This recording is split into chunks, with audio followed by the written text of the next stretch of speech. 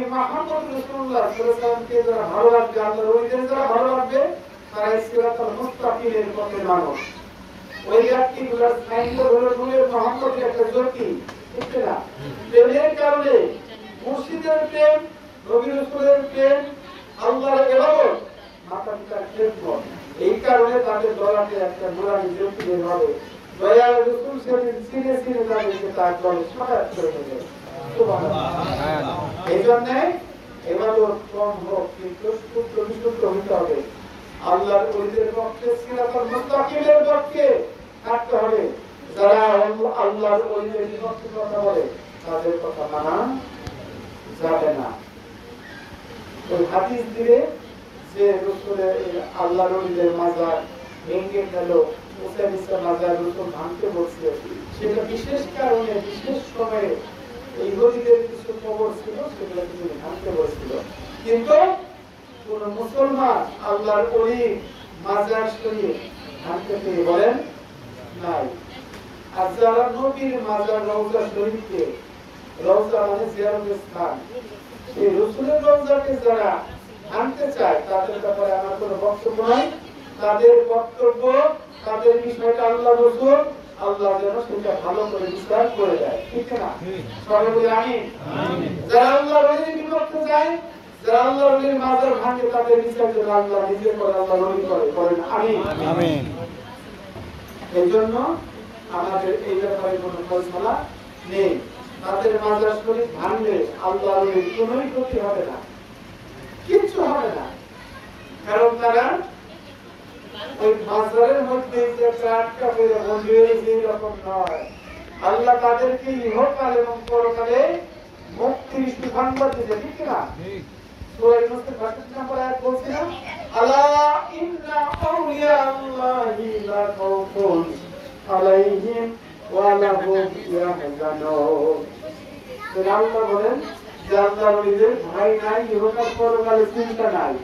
কেউ যদি আল্লাহর ওলির পক্ষে একটা পোস্ট দেয়, আমি দেখি অনেকে ম্যাক্সিমাম 90% পোস্ট এখন বর্তমানে কমেন্ট ওলিদের মাজার ভাঙার পক্ষে অনেক লোকে দিতেছে, এইরকমই দেখা যাচ্ছে। এই জন্য বড়দিনের মুরব্বী যারা তাদের সন্তান কি করে একটু খেয়াল রাখেন। কারণ বহু জাতি নবী রাসূলদের বিপক্ষে যায়, আল্লাহর ওলিদের বিপক্ষে যায় ধ্বংস হয়ে গেছে। তারা বুঝাবে কি জানেন? বুঝাবে যে না, এই কিন্তু রাসূলের কথা যে মাজার ভেঙে সমান করে, বুঝছেন? বাবা শাহজালাল রহমতুল্লাহ তার মাজার শরীফে পূর্বে আমরা বহু বিভিন্ন বোমা হামলা, ভাঙচুরের চেষ্টা এগুলো দেখছি না? তাদের ঘর কিন্তু ভালো হয় নাই। এই জন্যে দরদিরা যে যা খুশি করতে থাকো, আল্লাহ আছেন, আল্লাহর নবী আছেন, আল্লাহর ওলিগণ আছেন, সিরাতুল মুস্তাকিমের পথে কিছু ব্যক্তি রয়ে গেছে, সেটা যা হওয়ার হয় হবে। তবে আমরা যেন ওই পথে না যাই। ঈমানের পরীক্ষা আসতে পারে, আল্লাহর নবী রাসূলদের প্রেমিক, ওলিদের প্রেমিক, আহলে বায়াতের প্রেমিক কারা, পরীক্ষা দেওয়ার মতো অবস্থা তৈরি হতে পারে। সেক্ষেত্রে আমাদের পরীক্ষা দেওয়া লাগতে পারে। এজন্য আমরা যেন বিচলিত না হই। আর এটুকুই কথা। কারণ তার পথের কথা, বিভিন্ন তালিমের কথা, মানব মুক্তির কথা, আমাদের লক্ষ্য হলো মুক্তি পাওয়া, তাই না? আমাদের লক্ষ্য হলো মুক্তি পাওয়া। পীরদের দরবারে ভক্তরা টাকা পয়সা দেয়, মাহফিল হচ্ছে, কবর কাট হচ্ছে, যা বাইতে থাকে খাবে, এই তো। এখন যদি কোনো পীর বিশাল অট্টালিকা ভক্ত মানে উপর পারে টাকা পয়সা নিচতলায় নেই না, জনগণের ভক্তদের স্বার্থে কাজ না করে, মানুষের কল্যাণে কাজ না করে, এখন ওই রকম একটা ব্যক্তি দিয়ে কি সব ব্যক্তিকে পরিমাপ করা যাবে? কোন মাদ্রাসার কোন শিক্ষক বলাৎকার করছে, এটা দেখি সব শিক্ষককে মানা যাবে? অন্যকে ভালো আছে না? অধিকাংশই ভালো, হয়তো লাখে হাজার একটা দিলে খারাপ, তাই না? এই যে একটা মাদ্রাসা শিক্ষকের বলাৎকারের কারণে কি সব শিক্ষক খারাপ করব? তদ্রুপ কোন জায়গায় গাঞ্জা, ইয়াবা, মদ সেবন হইতে কোন দরবারে এই জন্য কি সব ব্যাপারের বিপক্ষে অলির বিপক্ষে যাওয়া যাবে? কোন অলি কি বলছে বিভিন্ন গানটা খবর চেষ্টা করো, কাজে বাজে কাজ করো, কাজ করো, মানুষের ক্ষতি করো। আমার তো মনে হয় না কোন আল্লাহর অলি কোনদিন এগুলা বলে নাই। বরং তারা শরীয়তি আহকাম আর কাম যেগুলো আছে এর বাইরেও নফল ইবাদত, রাত্রি জেগে ধ্যান, তরিকতের কোন শিক্ষাটি হলো রাত্রিতে বসে কিছুক্ষণ প্রভুর ধ্যান করা, তাকে ডাকাডাকি করা, তাহাজ্জুদ যেটা বলা হয়, তাহাজ্জুদ সালাত, অতিরিক্ত কিছু ইবাদত। আমার তো মনে হয় না যে দলেরই হোক কোন ব্যক্তি এই সমস্ত অতিরিক্ত নফল ইবাদতের বিপক্ষে, আমার মনে হয় না। এই জায়গায় কোনো ঝামেলা নাই। ঝামেলা হলো ওই যারা কদম মুসি করলো, যার ভালো লাগে না করবো না, যার ভালো লাগে করবো। কদম মানে পা মুসি মানে চুমা খাওয়া, হাত পা চুমো খাওয়া। এটা আরো দেশের লোকেরা অনেকে চুমো খায়, এখনো খায়। যার ভালো লাগে না করবে না, এইটাকে অনেকে অন্যভাবে ব্যাখ্যা করে। আমরা নবীর সাথে দরুদ সালাত সালাম করি, যার ভালো লাগে না এটা করো, কিন্তু আমরা করতেছি করবো, তাই না? অনেকে কয়েক দরুদ ইব্রাহিম ছাড়া কোনো দরুদ করা যাবে না, ফতোয়া দিয়ে দেব। কিন্তু সবাই কি দরুদ ইব্রাহিম জানে? আল্লাহুম্মা সাল্লি আলা সাইয়্যিদিনা মাওলানা মুহাম্মদ আলা আলে সাইয়্যিদিনা মাওলানা মুহাম্মদ। এই তো সালাতু সালাম নবীর উপর এবং সালাতু সালাম নবীর বংশের উপর, আলে মুহাম্মদ। অর্থাৎ মানুষ যখন জিজ্ঞেস করলো সালাম কিভাবে দেব, তখন বলল যখন তুমি আমার উপরে সালাম দিলে তখন সাথে সাথে বলবে ওয়ালা আলে মুহাম্মদ, মানে নবী মুহাম্মদের বংশ। আলে মুহাম্মদ মানে নবীর বংশ, বুঝা যাচ্ছে? নবীর বংশ হলো ফাতেমা, তার কন্যা আলী কারামুল্লাহ ওয়াজহু, তার আপন চাচাতো ভাই হাসান হোসেন রাদিয়াল্লাহু আনহু, তারা হলো আলী ফাতেমার সন্তান, তাই না? তাহলে কি তারা নবীর বংশ না? একই রক্ত, বুঝতে হবে। এই জন্য তর্ক নয়, হিংসা নয়। আল্লাহ মানুষ বানাইছে জ্ঞান বুদ্ধি খাটায় সত্যকে বাস্তব করার জন্য। আমি যদি এর থেকে অসত্যকে জানতে পারি, অবশ্যই তার কাছে আমার এরকম শিক্ষা করা উচিত, এইটি হওয়া উচিত। অথচ শুধু কোন সাহেব কি বলছে এটা শুনে আমি হিংসা উঠবো কেন? কোন বিশ্বাস কি বলছে এইটি শুনে আমি মানবো কেন? এই সত্যটা কম বেশি বুঝে আমাদের চালাই দিচ্ছে নাকি? এই জন্যে আমি জগতে আসছি, আমার চলে যেতে হবে। কোথায় যাব? যাওয়ার জায়গাটা যেন ভালো হয়। এই ভালো জায়গা যাওয়ার জন্য একটা ভালো মানুষের পাইরবি করা হয়, তাকে অনুকরণ করা হয়। মানুষ হইতে একটা সোনার মানুষ হতে হয়। এই জন্য একটা গানের মধ্যে লিখেছিলাম, মানুষ বোঝে মানুষ হওয়া, এই তো ধর্মের মূল রে। মানুষ বোঝে মানুষ হওয়া, মানুষ রূপে এলেন দয়াল মুহাম্মদ রাসূল রে। মানুষ বোঝে মানুষ হওয়া, তখন সবাই দেখতে মানুষের মানুষ, দেখতে মানুষ হয় কি মানুষ,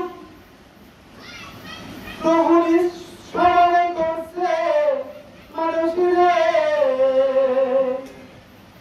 ওরে ফকির জন্মে আল্লাহর ওলি, তারাই মানুষ রতন রে। মানুষ বোঝে মানুষ হওয়া। তাহলে মানুষকে ঘটনা করে সুন্দর একটা মানুষ পাওয়া। আমরা বলতে পারেন যে এই মানুষকে যে আল্লাহর স্বভাব দিয়ে কোরআনের আয়াত আছে, ফিতরাতুল্লাহ লিল্লাযী ফাতারান নাসা আলাইহা, বুঝতে হবে কোরআনে বলতেছে আমি মানুষকে নাস তাকে আমার ফিতরাত দিয়ে গঠন করেছি। সুবহানাল্লাহ। তাই কারে মানুষ, এখন মানুষটা আল্লাহর স্বভাব দিব, হ্যাঁ? আল্লাহর ওলিদের কাজ কাম আল্লাহর কাজ কাম, ঠিক না? যেই বান্দা ইবাদত করতে করতে এমন হয় আল্লাহ নিজে ওই বান্দার ইবাদতকারী হয়, ওই বান্দা হাত দিয়ে ধরে, পা দিয়ে ধরে, মুখ দিয়ে কথা বলে, যা কিছু করে আল্লাহ বলে ওই কাজকে আমি নিজেই করে দেবো। সুবহানাল্লাহ। এই জন্য আল্লাহ আমাদের বুঝার তৌফিক দান করুক, সবাই বলি আমিন। আমরা কোনো হিংসা প্রতিহিংসা কাউকে শিক্ষা দেই না, অনেকে না বুঝে খানা খাই হিংসা মানে আমাদের সাথে শত্রুতা করে, আল্লাহর ওলির বিপক্ষে কেউ যায় না। জগতের মহৎ কাজগুলো, ইসলামের বড় ক্ষেত্রটা নবীর পরে আল্লাহর ওলিদের দ্বারাই হচ্ছে। এখানে এই আলমগীর বলতেছিল না যে রসুলের পরে মাওলা আলী কারামাল্লাহু তাআলা হাসান বসরি আল-আনসারী আনসার ছিলেন। মদিনায় যাওয়ার পরে, মানবীর হিজরতের পরে মক্কার লোক যখন মদিনায় গেল, যারা সাহায্য করছিল তাকে বলে আনসার। আনসার মানে সাহায্যকারী। বোঝা যাচ্ছে? তাহলে হাসান বসরি আল-আনসারী যে রসুলকে নিচে দেখেছে এবং এই তোমার মানে হিজরতের পরে মহানবী এবং তার কওমকে বিভিন্ন সাহায্য সহযোগিতার মধ্যে বাসস্থান, খানা পিনা বিভিন্ন বিষয়ে তারা একটা মদিনার গোষ্ঠীরা তাদেরকে বিভিন্নভাবে বিভিন্ন কল্যাণের কাজ সুযোগ করে দিচ্ছে, ইসলাম প্রচারে সুযোগ তৈরি করে দিয়েছে। মহানবী প্রকৃত উম্মত হিসেবে তারা কর্ম করেছে, তাই না? অথচ সেই হাসান বসরি হয়ে ও বলল যে বলে যে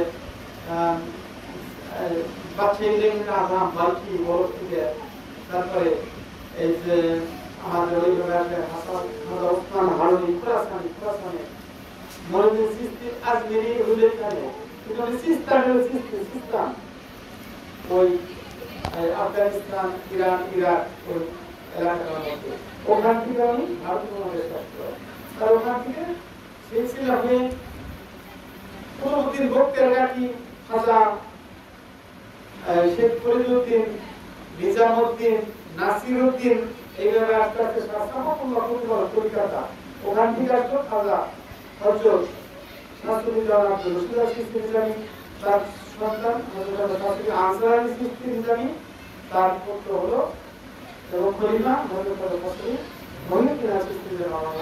তাই না? তাহলে শক্তিশালী শাসরা, যে সিলসিলার শাসরা নাই ওইটার মধ্যে ভেজাল আছে, যার শাখা যায় রসুলের মিলে নাই ওই জায়গায় ভেজাল আছে। আমি এত কিছু বলতে চাই, এই জন্য কি ধরা লাগে অনেক কিছু বুঝতে পারা উচিত। তার সিলসিলা আছে শাসরা তৈরি আছে নাকি। আল্লাহুম্মা সাল্লি আলা সাইয়্যিদিনা মাওলানা মুহাম্মদ ওয়া আলা আলি সাইয়্যিদিনা মাওলানা মুহাম্মদ। বাড়ি বাড়ি করো রে বল, এই বাড়ি তো তোমার না। মানুষ যদি বুঝতো সকালবেলা রাজা বিকালে মুখে ভেজে দিতে পারি, পারি না বললাম? হ্যাঁ, তাহলে সেই মানুষ কেন করে বুঝুকি, সেই মানুষ কেন অহংকার, কেন কত বড় বিদ্যান, কেন কত বড় বিশ্বাস, কেন কত বড় আলেম, আমি নিজে নিজে কেন লড়াই করবো? এটি জনগণ নির্ধারণ করবে, ঠিক না? কারণ আমি ভালো কাজ করবো, আমাকে মানুষ সম্মান করবে। আমি মানুষের কল্যাণে কাজ করবো, যতটুকু ভালো করবো ততটুকুই ভালোবাসা পাবো, তাছাড়া কিন্তু না পাওয়া যাবে না। কিন্তু নিজেরই নিজে কেন তো বড় বলতে যাবো? কোন বাড়িতে থাকবারে মন, সেই বাড়ি নাই ঠিকানা। আল্লাহুম্মা সাল্লি আলা সাইয়্যিদিনা মাওলানা মুহাম্মদ ওয়া আলা আলি সাইয়্যিদিনা মাওলানা মুহাম্মদ।